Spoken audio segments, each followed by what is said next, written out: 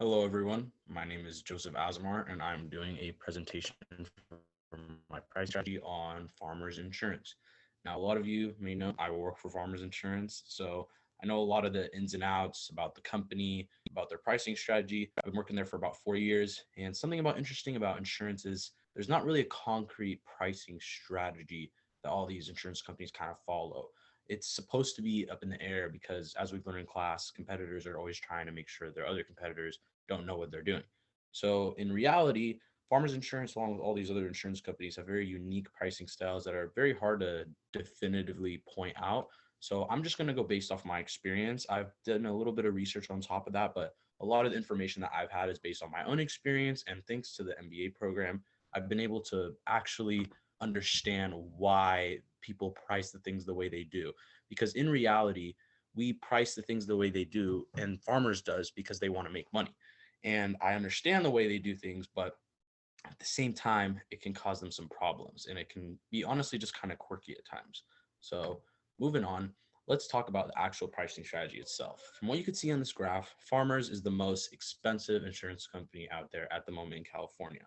Now, this is recent as of 2022. You look at the things it's compared to, like Geico, Progressive, Mercury, State Farm, AAA, Allstate. All of these are also good companies, but they charge so much cheaper. Why? Well, I believe one thing. Farmers is trying to set out a specific strategy. It's what I feel like is a niche strategy. And I'll go into this a little bit more, but Farmers seems like, from what I've been viewing as someone who works there, they've been trying to move towards a smaller market, meaning they're trying to go away from inexpensive insurance policies, going to people that don't have the money in order to pay for these policies. Farmers essentially just doesn't want them anymore. They want to stick with people that do have money, essentially middle upper class essentially type people is what they're trying to focus on, which is very interesting because when you look at an insurance company, you think they want to get as much money as they possibly can and they want to sell as much as they can, which makes sense. But something interesting about insurance is the claims.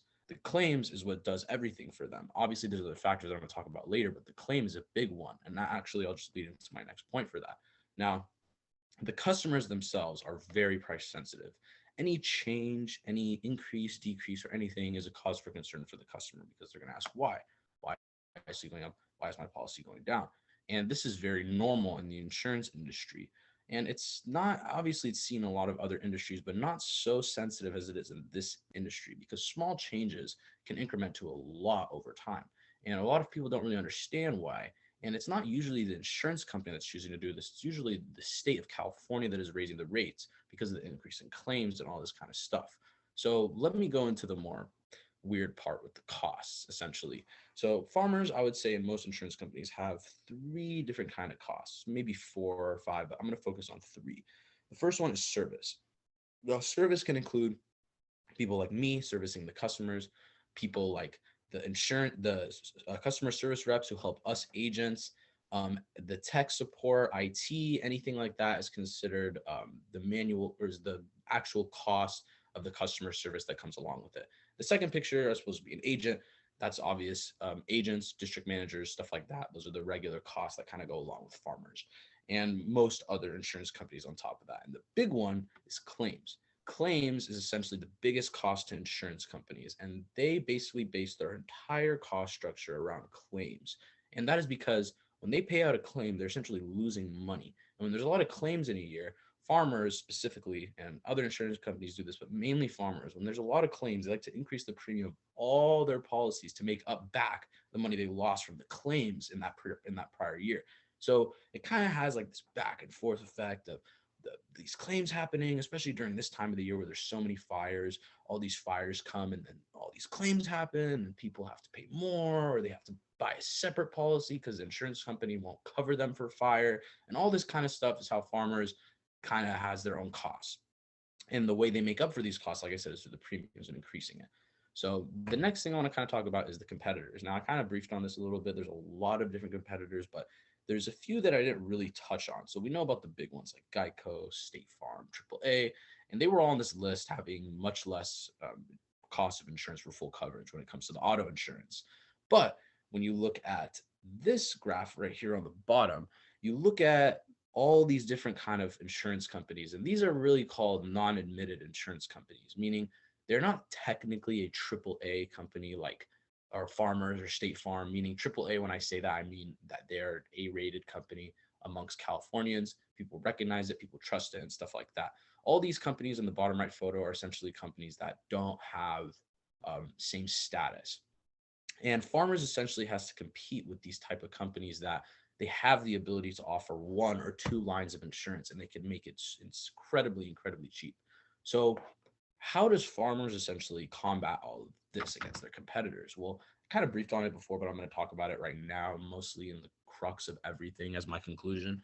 A big thing, like I said, is that Farmers wants to stick with the niche. Now, how is it possible that a company like Farmers can compete with all these other companies when everything is so expensive? I mean, you look at the personal lines, which is the auto, the home, and everything. That's really expensive. And then you go on the commercial side. Farmers is incredibly picky when it comes to all the insurance company, all the different industries they want to insure. They won't insure gyms. They won't insure 18 wheelers. They won't insure certain restaurants. They won't insure a lot of type of things because they don't want that kind of liability. Whereas places like Geico, State Farm, AAA, they'll take it. Why? Well, I feel like they do this because the liability is not much of an issue for them because they have so many customers that can make up for these small liability issues.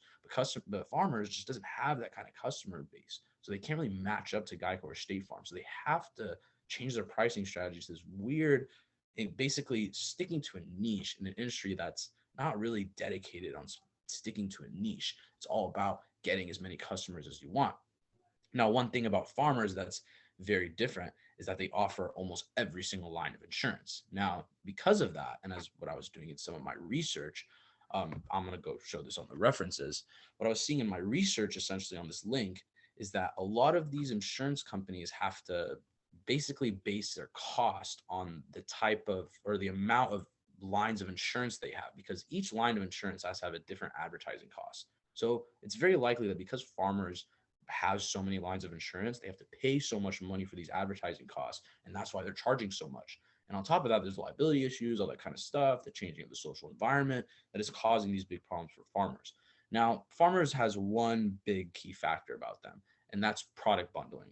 Farmers pride themselves on the ability for them to bundle their products and give amazing discounts when it comes to stuff like that. And that's how they're able to compete with Geico, State Farm, AAA. Because from my experience, yeah, if you quote an auto, it's probably going to come out to exactly what the graph said, which is about $900 to $1,000 every 6 months, which is quite a lot. But when you get the home, you get the umbrella insurance, you get the commercial policy, you get stuff like that, you bundle it all together. That's when you get really competitive prices. And the homes were really good on that. So when you bundle the home and the auto, you get a huge discount, so 20%. And not many insurance companies offer about 20% or anything like that.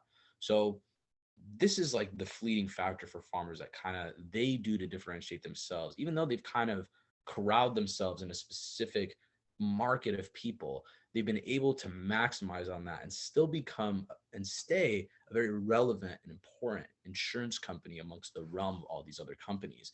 And while they might make more money or they might have more customers, Farmers still stand strong. So we're still getting calls. We're still getting people who want our insurance.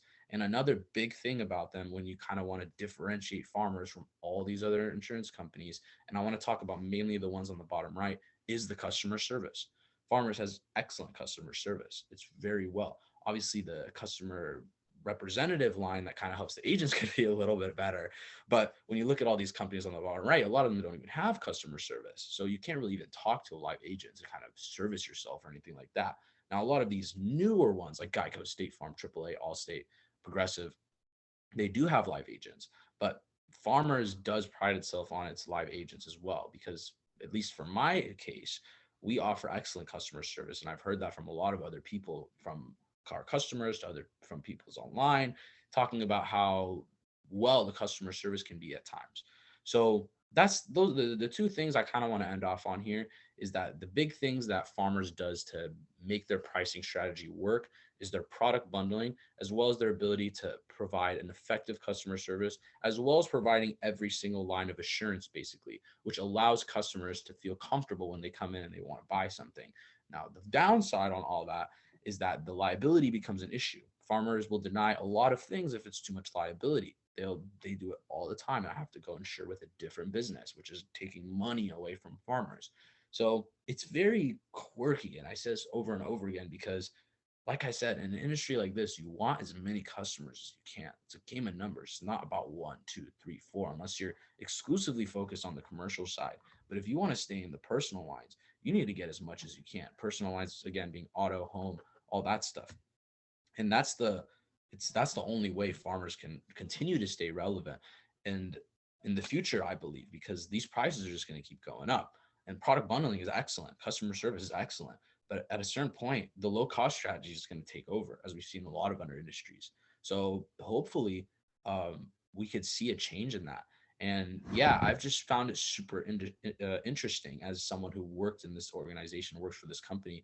I just find it very interesting how they've kind of conducted themselves and how they want to make their money. And I, as an MBA student, I've been able to actually recognize it through all the classes I've been able to learn about and understand all these things. So I feel very confident in my the facts I've kind of presented because they're I wouldn't say they're necessarily opinion. I would say they're definite fact because I worked there and I've seen a lot of these things with my first eye. I talked to a lot of district managers and they explain these things to me about their marketing strategy because I have a monthly meeting. I need to meet with my higher up and they need to explain to me what's the plan, how they want to do it, what they don't want to write, what they're going to increase, and why. So I know these things because the district managers are the top of the line essentially in these industries. So yeah, I hope you enjoyed my presentation. I found it very interesting talking about this. I was able to view it from a new lens, even though I've worked in here for 4 years, learned some things and some research. And yeah, I really enjoyed doing this. So I appreciate everyone for listening, and I hope you all have a wonderful day.